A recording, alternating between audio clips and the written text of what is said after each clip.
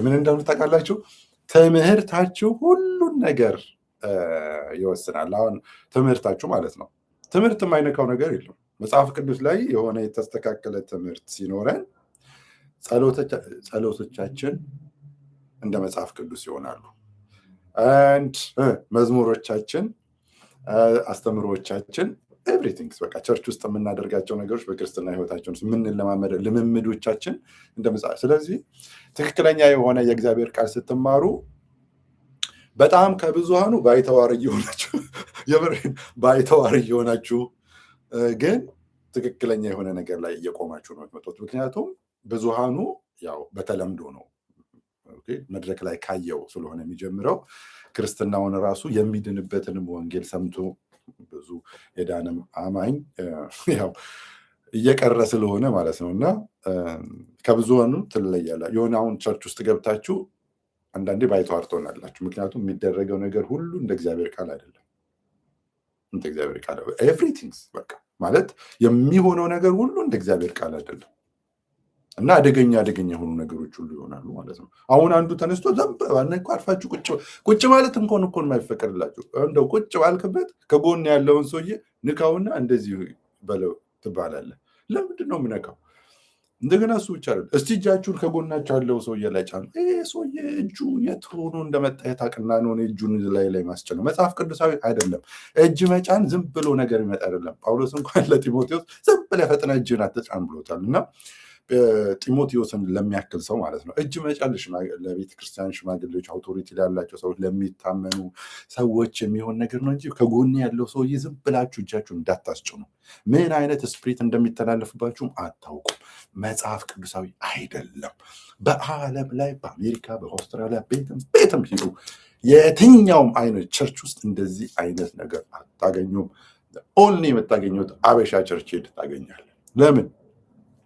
ከመድረክ ላይ ካለው ሰውዬ ነው የተጀመረው እንጂ ከመጽሐፍ ቅዱስ ስላልተጀመረ ማለት ነው። እና እንደዚህ እያደረጋችሁ ስትሄዱ በጣም ብዙ ነገሮችን ከቴዎሎጂያችሁ ጋራ ከመጽሐፍ ቅዱስ ጋር የሚጋጩ መዓት ነገሮችን ታገኛላችሁ። እብዱ ይነሳና አንድ እብድ ሁላችንም በልሳኖቻችን አሁን እንጸልያለን ይላል። አንድ እብድ ነው የምለው እብድ። ምክንያቱም መጽሐፍ ቅዱስን ለስሙ ይዟል፣ ግን መጽሐፍ ቅዱስ ተቃራኒ ነው ሰውየው። መጽሐፍ ቅዱስ 2 ወይ 3 ሆናችሁ የሚተረጎም ከሆነ እናንተ ተናገሩ፣ ሌሎቹ ይተርጎሙ። የማይተረጎም ከሆነ ለራሱና ለእግዚአብሔር ብቻ እዛው ሻራባራ ምናምን እያሉ ያኩቶንትን በቃ እዛው ለእግዚአብሔርና ለራሱ ዳት ሚንስ ከጎኑ ያለውን ሰውዬ በማይረብሽ ድምፅ ሌቭል ማለት ነው። መጽሐፉ ይህንን ነው የሚያወራው። ደስ የሚለው ደግሞ ጳውሎስ ይህን ከጻፈ በኋላ ይህንን አሁን የምናገረውን ነገር የምጽፈውን ነገር የጌታ ትእዛዝ እንደሆነ ይወቅ ይላል። እያንዳንዱ ነገር ማለት ነው። እና ሰዎቹ የጌታን ትእዛዝ ነው የሚቃወሙት። ኢቭን የጌታ እንኳን ባይሆን የጳውሎስ እንኳን ቢሆን መቀበል አለብን ማለት ነው። ጳውሎስ አበክሮ የጌታ ትእዛዝ እንደሆነም እንደዚህ አይነት ነገሮች ይናገራል ማለት ነው። እዛ ቆሮንቶስ ላይ ስለ ሴቶች አገልግሎት፣ ስለ ልሳንና ስለ ትንቢት አገልግሎት ከተናገረ በኋላ ይሄ የጌታ ትእዛዝ ነው ይላል። እንግዲህ ስለሱ ጌታን መታዘዝ ነው እንግዲህ እና የጌታን ትእዛዝ በጠራራ ፀሐይ በቃ የሚጣስበት ቦታ በጣም ሀበሻ ቸርች ስማት ቦታ ነው ያለው። እና ምን ልላችሁ ፈልጌ ነው፣ ትምህርቶቻችሁ ሁሉ ነገር ይነጋቸዋል። ዘማሪው ይነሳና የማይሆን መዝሙር ይዘምራል፣ ከቃሉ ጋር የተጣላ ወይም በቃ ስም ብሎ ጠላቴ ገለመሌ ምናምን የሚል ነገር ይዘምራል። መዝሙር አለው ምን እሱን፣ ምክንያቱም ለጠላት እንድንዘምርኛ አልተጠራ። ዘምሩ ለእግዚአብሔር ዘምሩ ነው የተባለው። ለእግዚአብሔር ነው የምንዘምረው። ኦኬ። እና ስሙን ነው የምናወድሰው። የአምልኮ መዝሙር ነው ለእግዚአብሔር የምናቀርበው እንጂ ጠላት እንዳለ አምነን። እኔ አንዳንድ ጊዜ እውነት ጉባኤ ውስጥ ከእግዚአብሔር ይልቅ ጠላት እንዳለ የሚያምን ህዝብ ነው ማለት እርግጠኛ ነው። ጠላት እንዳለ ህዝቡ እርግጠኛ ነው። በቃ ከእግዚአብሔር ይልቅ ማለት ነው። ከመንፈስ ቅዱስ ይልቅ ጠላት እንዳለ እርግጠኛ ነው። እና በቃ ይላል ምንም መዝሙር ይሁን ምን ይሁን የማይታወቁ ዝም ብለው ነገሮች ራንደምሊ ተሳስተው የሆነ መዝሙር ይዘምራሉ። ቆንጆ መዝሙር ማለት ዋው አሁን መዝሙር ተገኘ ብዬ ዘምራለሁ። ልክ እሱን አይነን ጨፍኝ ደግሞ ቱሉ ነው የሚቀያየሩት አዝማቹን። ቱሉ 13 መዝሙር ነው አንድ የሚዘምረው። አንድ ጠላቴ ተውኝ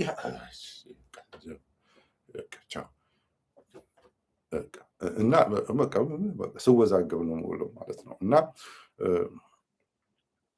የመጽሐፍ ቅዱስ የእግዚአብሔር ቃል በሙላት እየኖረባችሁ ስትሄዱ አንደኛ የሚሆነው ነገር መስማማት ታቆማላችሁ። ብዙ ነገር አይስማማችሁ፣ መምረጥ ትጀምራላችሁ። በቃ ጳውሎስ እንዳለው ማለት ነው።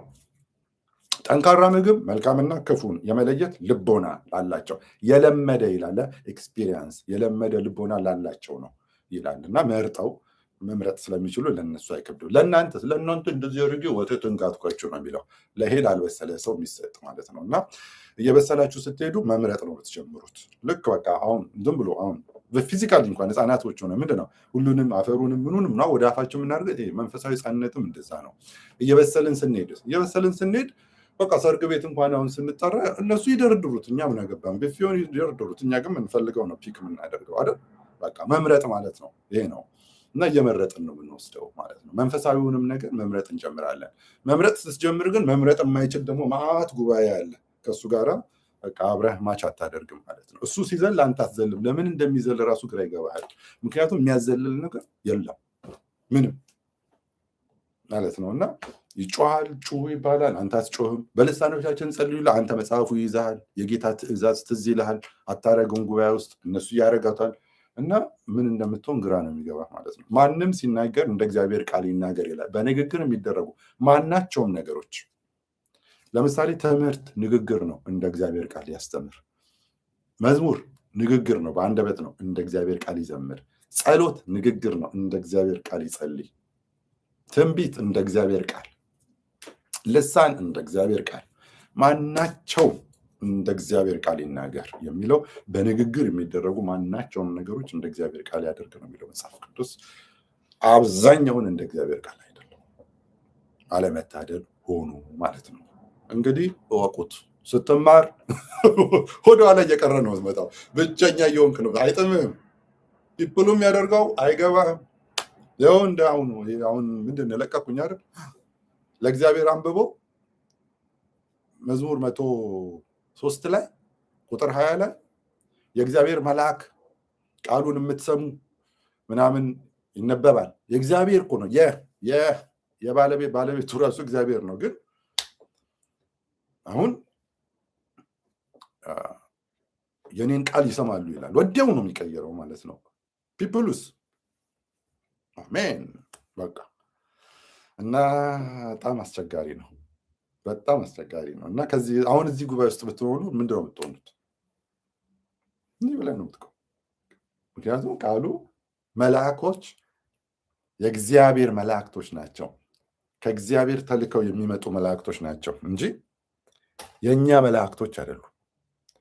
እንኳን የእግዚአብሔርን መልአክ አይደለም ይህ የጎረቤትን የአንድ የቤት ሰራተኛ አለች አይደለ? የጎረቤት ያለ የቤት ሰራ እሷን እንኳን መልአክ ነይ እስቲ ልብስ ጠቢ እንኳን ማለት አትችልም። እንኳን የእግዚአብሔር መላእክቶች ናቸው። ሲላኩ ይመጣሉ፣ ሚሉትን ብለው ይሄዳሉ። አንድም ቦታ ከሰው ትእዛዝ ተቀብለው ወደ እግዚአብሔር ያደረሱበት አንድም ቦታ መጽሐፍ ቅዱስ ውስጥ ያለ የሰው ትእዛዝ ሲያስፈጽሙ አንድም ቦታ አይታዩ። ከእግዚአብሔር የሚላኩ እኛን የሚያገለግሉ የሚያግዙ፣ የሚድኑትን የሚያግዙ ከተባለም የሚድኑትን የሚያግዙ ማለት አንተ እንደፈለክ መልአኩን በዚህ ውጣ በዚህ ግባ እንድትለው አይደለም። የሚያግዙ ከጠላት ፍላጻ ከምን የሚጠብቁ ማለት ነው። እግዚአብሔርን በሚፈሩ ዙሪያ መላእክቱ ይሰፍራሉ ይላል። ሲጀምር እግዚአብሔርን በሚፈሩ ዙሪያ ነው እነሱ የሚሰፍሩት፣ በቅዱሳኖች ዙሪያ ነው። በቃ ፕሮቴክት ለማድረግ ነው። እግሮች በድንጋይ እንዳይሰናክሉ መላእክቱን ስለአንተ ያዛል። በቃ ሁሉን ነገር ተቀብለው የመጡት ከሱ ብቻ ነው እንጂ ከኛ ምንም የሚሰሙት ነገር የለም። ከኛ ተቀብለው አንዳች ነገር የሚያደርጉት ነገር የለም ሲጀምር ማለት ነው። አሁን በቃ ሂልድ ፈውስ ምናምን ሲጀምር እግዚአብሔር በየትኛውን ቦታ ላይ እኔ መጽሐፍ ቅዱስ ላይ አላነበብኩም በመላእክት ሲፈውስ አልታየም። መላእክቶች ፐርማነንት በቃ በዋናነት መልእክት አድራሾች ናቸው አይደል? መጽሐፍ ቅዱስ ላይ የምናውቀው መልእክት ይዘው ሲመጡ የሚያደርሱ ናቸው። አንድ በል በሁለተኛነት የሚዋጉ ናቸው። እና ከሆነ አደጋ ደግሞ ሰዎችን የሚያድኑ ናቸው። የሚዋጉ ናቸው። በቃ ለመጨርገድ ነው አንዳንድ የሚላኩት በለው። አንዴ የተመዘዘ ሰይፍ ስቦ ኢያሱ ያየው መልአክ ማለት ነው። አንዴ የተመዘዘ ሰይፍ ዳዊት የሚያየው ማለት ነው። ለዛ ፐርፐዝ ይላካሉ። ሰዎችን ለማዳን ከሆነ ነገር ውስጥ ለማዳን ይላካሉ፣ ለመልእክት ይላካሉ። በተረፈ ሰዎችን ለመፈወስ መላእክቶች አይላኩ። እና ደግሞ ለማበርታት ይላካሉ። ለማበርታት ምክንያቱም ጌታ ኢየሱስ ክርስቶስ ሊሰቀል ሊይዙት ሰዓታት ሲቀሩት በዛ በጌቴሰማኒ በሚጸልይበት ጊዜ በፍርሃት ሲንቀጠቀጥ ይላል መጽሐፍ። ሰው ነው በፍርሃት ሲንቀጠቀጥ የሚያበረታው መልአክ ታየው ይላል። የሚያበረታው ዩሲ። ስለዚህ ተልኮ አበረታታው ተብሎ የሚያበረታው መልአክ ታየው ይላል። ለማበረታት ይመጣሉ። ሌላ ቦታ ጳውሎስ ታስሮ ወደ ሮም በሚሄድበት ጊዜ ያ አውራቂስ የሚባለው ማዕበል ወይም ንፋስ በተነሳ ጊዜ ጳውሎስ ተጨነቀ። የዛን ጊዜ እንኳን ጳውሎስ መልአክ ልኬ ምናምን አላለም። መልአክ ሆይ ጸጥ አድርገው ምናምን አላለም። ማዕበሉን ጸጥ አድርገው ብሎም አልተነሳም። በቃ ሲፈራ የእሱ የመሆን ደግሞ የማመልከው የጌታ መልአክ በአጠገቤ ቆሞ ነበር። ከዛስ ጳውሎስ አትፍራ፣ መርከቡ እንጂ ከእናንተ አንድም ሰው አይጠፋም የሚል የብርታት ቃል ነገረው ማለት ነው። በቃ ለዚህ ፐርፐዝ መላእክቶች ይላካሉ እንጂ አሁን መልአኬን እልከዋለሁ እንትን ያደርግ ይፈውስ። ሲጀመር እግዚአብሔር ፈዋሽ አምላክ እኔ ፈዋሽ አምላክ ነኝ የሚለው እግዚአብሔር ራሱ ነው የሚፈውሰው እንጂ በመልአክ በኩል ሰዎችን አይፈውስም። መልአክ የት ያቀኛል እኔ የሚፈውሰኝ? እግዚአብሔር ነው እኔን ሲሰራኝ የትኞቹን ነገሮች ብልቶችን በሙሉ የሚያውቅ፣ አጥንቶችን የሚያውቅ፣ ነርቮችን የሚያውቅ፣ ሴሎችን የሚያውቅ፣ ሲገጣጥመኝ ኤቭሪቲንግስ ሁሉን ነገር የሚያውቅ እሱ ነው እንጂ የቱ ጋር እንደተበላሸች እሱ ነው የሚያውቀው። እሷን ሄዶ ክሊክ ያደርጋታል፣ ሰላም ሆናለሁ። ሰሬ ነው የሚያቀኝ እንጂ መልአክ የት ያቀኝና ነው እሱ የሚፈውሰኝ? ፈዋሽ አምላክ እኔ ነኝ። ቃሉን ላከ ፈወሳቸው። ቃሉ ማን ነው? ክርስቶስ ነው እንጂ መልአክ ላከ ፈወሳቸው የለም። እና በጣም በጣም በጣም ዲስኦርደር የሆነ እንደዚህ አይነት አስተምሮች እየሰማን ነው ያለ ነው በጣም ማለት ነው። እና የመላእክቶች አገልግሎት ይሄንን ይመስላል እንጂ ከዚህ በላይ ምንም የመፈወስ የምናምን ስልጣን የላቸውም። መላእክቶች አያውቁንም ሲጀመር። ልክ እንደው አንድ የመኪና ካምፓኒ መኪናዋን የሰራት እሱን ካምፓኒ ምንም ያውቀዋል። የኤቭሪቲንግስ የተገጣጠመችውን ብሎን እንኳን በቁጥር ያውቃታል ካምፓኒው ራሱ ከሆነ ማለት ነው። ሁሉ ነገር ሬጂስተርድ ነው። እና ያ መኪና ሲበላሽ ከዛ ከካምፓኒ ውጭ ያንን መኪና ማን ነው የሚያውቀው? በቃ እግዚአብሔርም ሰሪያችን ነው። ስንበላሽ ወይም ሲፈውሰን የህመማችን ፈዋሽ እሱ ነው እና የቱ ጋር እንድትበላሽብን ያውቃል። ያችን ቦታ ነው የሚገጥምልን። እና ይሄ ነው እንግዲህ ሁሉም ነገር እንደ እግዚአብሔር ቃል ያልሆነበት ቸርች በጣም ይጨንቃል። ሁሉም ከዝማሬው ጀምሮ እንደ እግዚአብሔር ቃል ካልሆነ፣ ጸሎቱ እንደ እግዚአብሔር ቃል ካልሆነ፣ ቃሉ እንደ እግዚአብሔር ቃል ካልሆነ፣ ጩኸቱ እንደ እግዚአብሔር ቃል ካልሆነ፣ ሁሉም ነገር አጌንስት ጋድ አጌንስት ባይብል ከሆነ እንዴት ነው እዛ ቸርች ውስጥ ሰው ቁጭ ብሎ የሚሰማው? እውነቴን ነው ማለት በጣም ነው የሚጨንቀው። የምር ከእንደዚህ አይነት ቦታ የሆነ ቦታ በቃ ይሄዳል መዝናናት ይሻላል እንጂ ሁሉም ነገር የባይብል ተቃዋሚ የሰዎችን በቃ ኤጓቸውን ብቻ ማስፈጸም እና በጣም በጣም በጣም በጣም አስቸጋሪ ነው ያለው። ኤኒዌይስ ወደ ዛሬው ፕሮግራማችን ስንመጣ ሁለቱ ደህንነት ላይ በጣም የሚያስቸግሩ አንድ ሰው ድኗል ወይስ አልዳንም የሚያስብሉ በጣም አደገኛ የሆኑ አስተምሮዎች አሉ። እኔ ምንም ማድረግ አልችልም። ያው እንግዲህ እሱ ላይ እንዳያችሁት በሁለት ከፍያቸዋለሁ። ቨስ አሁን በእነዚህም ሶስቱ በላይ ያሉት የሚያስተምሩ እና ኃይሉ ዮሐንስ ግሩፕ ማለት ነው እነዚህን እና እኔ ባለፈው በለቀኩት ቪዲዮ ላይ ወንድማዊ ምክር የሚለው ላይ አንዳንድ ኮሜንቶችን አይቻለሁ። ምንድነው ኃይሉ ዮሐንስ ላይ ትንሽ ቀዝቀዝዛልክ ተለሳለስክ የሚል ነገር ማለት ነው። እኔ አልተለሳለስኩም ሲጀምር ማለት ነው። ተለሳለስኩኝ እንዴ? አልተለሳለስኩም እኮ እና አስተምሮን ያው አልቀበልም። አብዛኛዎቹን ነገሮች አይመቹኝም። በእግዚአብሔር ልጅ ላይ ያለው አስተምሮ አይመቸኝም ማለት ሮንግ። ስለ እኛ ደግሞ ያለው ይሄ እኛ እግዚአብሔር ነን ምናምን ደግሞ የሚለው ነገርም አይመቸኝም። እኔና አብ አንድ ነን አይመቸኝም። ስለ እኛ ልጅነትና ስለ ክርስቶስ ልጅነት ያለው ነገር በሙሉ ለእኔ ኢ መጽሐፍ ቅዱሳዊ ነው እና ግን ባዶ በራሱ ልጁ ግን ጀስት ናይስ ጋይ። አንዳንዴ ምናልባትም በአመት አንዴ ወይ ሁለቴ ምናምን ነገር እንደዋወላለን። የምናወራው መንፈሳዊ ነገርም የለም፣ ምክንያቱም በምንም ስለማንገናኝ ማለት ነው። እና እኔ ማወራው ሌላ እሱ ያወራው ሌላ ዝም ብሎ ነገር ብቻ ነው። ስለዚህ እኔ ሌሎቹን በጣም ትቃወማቸዋለህ የተባልኩት እንግዲህ እነ ዶክተር ማሙሻ ፈንታን ዘነበን ነው። እነሱን ሊሆን ይችላል። ለእኔ እንግዲህ ወደ ዋናው ነገር ልምጣና ሁለቱም አስተምሮዎች ለእኔ ሮንግ ናቸው። ሁለቱም፣ ይሄኛውም ጽንፍ ነው፣ ይሄኛውም ደግሞ ጽንፍ ነው። ሁለቱንም ነው ለእኔ አይደለም። መጽሐፍ ቅዱስ ስለ ሁለቱም አስተምሮዎች አደገኝነት በጣም ያስተምረናል። ዛሬ ይህን ነገር ሳትሰሙ እንዳትሄዱ። የገባችሁ ልጆች፣ አሁን ላይቭ ያላችሁ ልጆች ፕሊዝ የአሁኑን ነገር ሳትሰሙ እንዳትሄዱ። ቢኮዝ ችግሩ የእነሱ ብቻ አይሆንም። አሜን ብላችሁ የምትቀበሉ የእናንተም ነው የሚሆነው። ትምህርቱን የምትቀበሉ የእናንተም ነው የሚሆነው። በነገራችሁ ላይ ከአመፅ ጋር ከተባበርን እኛም የአመፁ ተካፋዮች ነን። ምንም ከዛ የምንድነው ነገር የለም። ሲሪየስ፣ ይህንን በደንብ ማወቅ ይገባናል።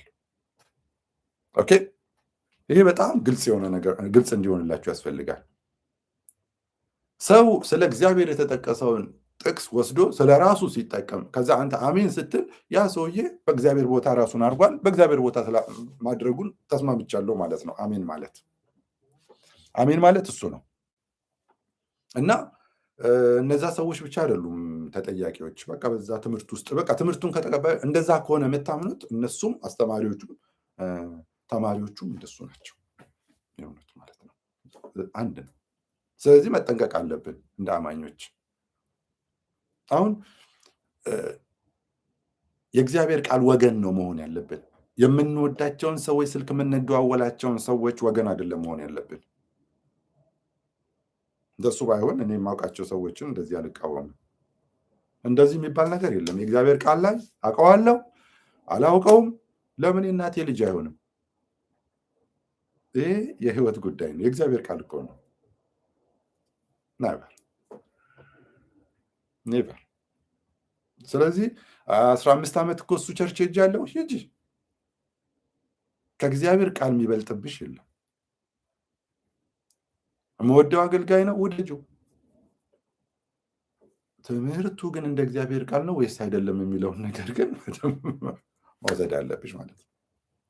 አለበለዚያ በቃ ከዛው ጋር ነው አብረን ሐሰተኛ አስተማሪዎች፣ ሐሰተኛ ነቢያቶች ጋራ የሚያደርጉትን ሁሉ ነገር ሄደን የምንሳተፍ በገንዘባችን፣ በሞራል፣ በአሜንታችን ከነሱ የተለየ ነገር ተለይተን ልንታይ አንችልም። አንድ ነው እና ይህን ነገር በጣም በጣም በጣም ልናውቅ ይገባል ማለት ነው። አሁን ወደ አንደኛው ግሩፕ እንምጣና ለእኔ አይለዩልኝም ያልኩት ይህንን ነው። ከዛ በፊት አንድ ልጅ እዚህ ያስተማርኩት እንትን ላይ አንድ የጠየቀኝ ጥያቄ አለና እሱን ልመልስ እስቲ። ሜቢ እዚኛው ላይ ይሆን አይሮን። ገላትያ ምዕራፍ 1 ላይ እሱ ላይ ጠየቀኝ ጥያቄ አለና ጥሩ ነው፣ ኢንተረስቲንግ የሆነ ጥያቄ ነው። ግን ጥያቄ ክፍሉ አልገባውም። ኤኒዌይስ እሱን እንመልሳለን። ምንድን ነው ጳውሎስ እንግዲህ ገላትያ ላይ መልእክት ነው የሚጽፈው። ገላትያ ለገላትያ አብያተ ክርስቲያናት መልእክት ነው የሚጽፈው። አሁን ቸርች ውስጥ ሁሉም ሰው አለ። ሁሉም ለምን ክፍሉን አናነበውም? ገላትያ ምዕራፍ 1 ላይ ምዕራፍ 1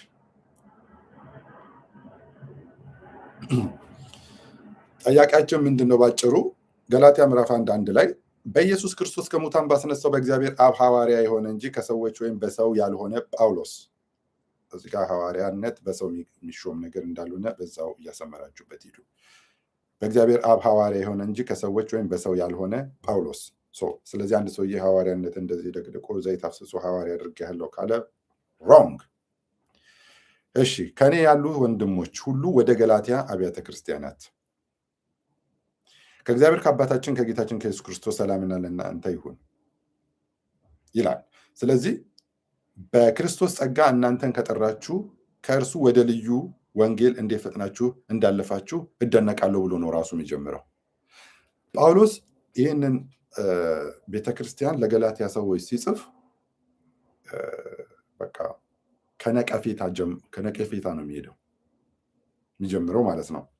ምንድነው? በክርስቶስ ጸጋ እናንተን ከጠራችሁ ከእርሱ ወደ ልዩ ወንጌል ይለዋል ጳውሎስ። ልዩ ወንጌል ምንድነው? ሕግና ጸጋን አንድ ላይ መስበክ ማለት ነው። በቃ ገላትያ መጽሐፍ በይሄ ነው። በቃ ሕግ፣ ጸጋ። ሰዎቹ ሕግ ብቻ ሰባኪዎች አይደሉም፣ የጸጋ ሰባኪዎች ናቸው። አንድ መድረክ ቢሰጣቸው 20 ደቂቃ ስለ ጸጋ፣ ሌላ 20 ደቂቃ ስለ ሕግ ያስተምሩና 40 ደቂቃውን ነው ጨርሰውት የሚሄዱት። እሱን ጳውሎስ ልዩ ወንጌል ይለዋል። እና ወደ ልዩ ወንጌል እንዴት ፈጥናችሁ እንዳለፋችሁ እደነቃለሁ። እሱ ሌላ ወንጌል አይደለም። የሚያናውጧችሁ የክርስቶስን ወንጌል ሊያጣምሙ የሚወዱ አንዳንዶች አሉ እንጂ። ግን እኛ ብንሆን ወይም ከሰማይ መልአክ ከሰበክንላችሁ ወንጌል የሚለይ ቢሰብክላችሁ የተረገመ ይሁን። አስቀድመን ሁለተኛ ላለው ከተቀበላችሁት የተለየውን ማንም ቢሰብክ የተረገመ ይሁን ብሎ ነው የሚለው። ከላይ ቅዱሳን ብሏቸው አይደለም ወይ? እዚህ ጋር እንዴት ይረግማቸዋል? እንግዲህ ይኸውላችሁ ደብዳቤ ሲጻፍ ምንድን ነው ለአብያተ ክርስቲያናት ለኮንግሪጌሽኑ ነው የሚጻፈው። ስለዚህ እዛ ውስጥ የጳውሎስን መልእክት ሰምተው የተቀበሉ ተቀበሉ። ኦኬ። አሁን እንደዚህ ብሎ ጀምሮ ቅዱሳን ሆነው ወንድሞች እያለ እየጠራቸው እንዴት ነው ታዲያ እዛው ገላትያ 5 ላይ በሕግ ልትጸድቁ የምትፈልጉ ከክርስቶስ ተለይታችሁ ከጸጋ ወድቃችኋል? ጥያቄ ምንድን ነው? እዛ አንድ ላይ ቅዱሳን ብሏቸው እዚህ ጋራ ከክርስቶስ ተለይታችሁ ከጸጋ ወድቃችኋል። መቼም ክርስቶስ ከያዛቸው እንዴት ይወድቃሉ ብሎ ጠየቀኝ። ይኸውልህ ቸርች ውስጥ ይሄ የጳውሎስን ትምህርት የጸጋውን ትምህርት የያዙ ይዘዋል። የነዛን ሰዎች ደግሞ ትምህርት ልዩ ወንጌል የሚባለውን ደግሞ የያዙ ደግሞ እነሱ ወድቀዋል። አለቀ። ወድቃችኋል ነው የሚላቸው። ስለዚህ መጀመሪያ ቅዱሳን ስላለ ሁሉንም አይደለም። አዚም አድራጊዎች አሉ፣ ልዩ ወንጌል የሚሰብኩ አሉ እና የወደቁ አሉ። ዳት ሚንስ ቦርናጌን ያላደረጉ ማለት ነው። ግን ቸርች ውስጥ ናቸው፣ ቦርናጌን አላደረጉም፣ የሚድኑበትን ወንጌል አልሰሙም፣ ወይም ደግሞ ትክክለኛውን የነ ጳውሎስን አስተምሮ አልያዙትም ማለት ነው። ስለዚህ ይመጣሉ፣ የሙሴንም ሕግ እንዲጠብቁ ያስተምሯቸዋል። መገረዝንም ሕግም እንዲጠብቁ። ከዛ በሱ ውስጥ ነው መጽደቅ ያለው። አሁን እንዳሉት ማለት ነው። አሁን እንዳሉት እንደዛ ነገር ያስተምሯቸዋል። ደህንነትን በሂደት ነው ሙሉ የምታደርገው። ይሄ ጸጋ አዎ እሱንም እኮ እንቀበላለን። ግን በሂደት ደግሞ በሂደት ደህንነትን ሙሉ ታደርገዋለህ። አንተ ነህ የምታደርገው ራሱ የሚለውን ነገር የሚናገሩትን ጳውሎስ ልዩ ወንጌል ይላቸዋል። ጳውሎስ እንደዚህ አይነት አስተምሮ አላስተማረም። እኛ ካስተማርነው ውጭ የሰማይ መልአክ ለምን አይሆንም? የተረገመ ይሁን ብሎ የሚያስተምሩ ይሆናል። ስለዚህ እነዚህ ሰዎች ያንን ነገር ሲያስተምሩ ኦልሬዲ ምኖች ናቸው? ቅዱሳኖች ሳይሆኑ የተረገሙ ናቸው። ኦልሬዲ ያንን ትምህርት ሲያስተምሩና ያንን ትምህርት የሚቀበሉ በሕግ ልትጸድቁ የምትፈልጉ የሚላቸው ኦልሬዲ ከክርስቶስ የተለዩ ከጸጋ የወደቁ ናቸው። ኦልሬዲ መጀመሪያ ድነው በክርስቶስ ሆነው ከዛ ይሄንን ትምህርት ሲያምኑ አይደለም የወደቁት። መጀመሪያም የሚድኑበትን ወንጌል አልሰሙም ማለት ነው። ሰዎቹ አገልጋዮች ሊሆኑ ይችላሉ፣ ቸርች የሚመላለሱ ምዕመናን ሊሆኑ ይችላሉ። እንዳ መድረክ ላይ የሚቆሙ አገልጋዮች ሊሆኑ ይችላሉ። አልዳናችሁም ነው የሚላቸው ባጭሩ። ከክርስቶስ ተለይተው ከጸጋው የወደቁ ናቸው። ስለዚህ እዛ ውስጥ ደብዳቤው ይጻፋል። ይህንን የነ ጳውሎስን ትምህርት ያስተማረው የቆመ ነው። ከጸጋ አልወደቀም። በጸጋ የሚያምን በጸጋ አልወደቀም፣ ከክርስቶስም አልተለየም። እዛው ጉባኤ ውስጥ ሆኖ ደግሞ በሕግ ደግሞ የሚያምን ደግሞ ደህንነቴን ገና እኔ ሰርቼ ሙሉ አደርገዋለሁ ደግሞ የሚል ደግሞ እሱ ደግሞ ከክርስቶስ ተለይቶ ከጸጋ የወደቀ ነው ማለት ነው። ስለዚህ ደብዳቤ ነው የሚጻፈው። የወሰዱት ይወስደዋል፣ ያልወሰዱት ወድቀዋል። ይህንን ነው ክፍሉ የሚያስተምረው ማለት ነው። ዛሬም እንደዛ ነው እኮ። አሁን ለምሳሌ እዚህ ላይ ያስተማርኩ ነው እኔ። ይህንን ትምህርት በሙሉ የሚቀበል አለ፣ የማይቀበል አለ። የጸጋ ትምህርት የማይቀበል አለ፣ የሚቀበል አለ። ስለዚህ እኔ እዚህ አስተማርኩና ሁሉም ቅዱሳን ነው ሁሉም ድኗል ማለት ነው ወይ? ኖ አይደለም። እና ከዚህ የተነሳ ነው ጥያቄያችን።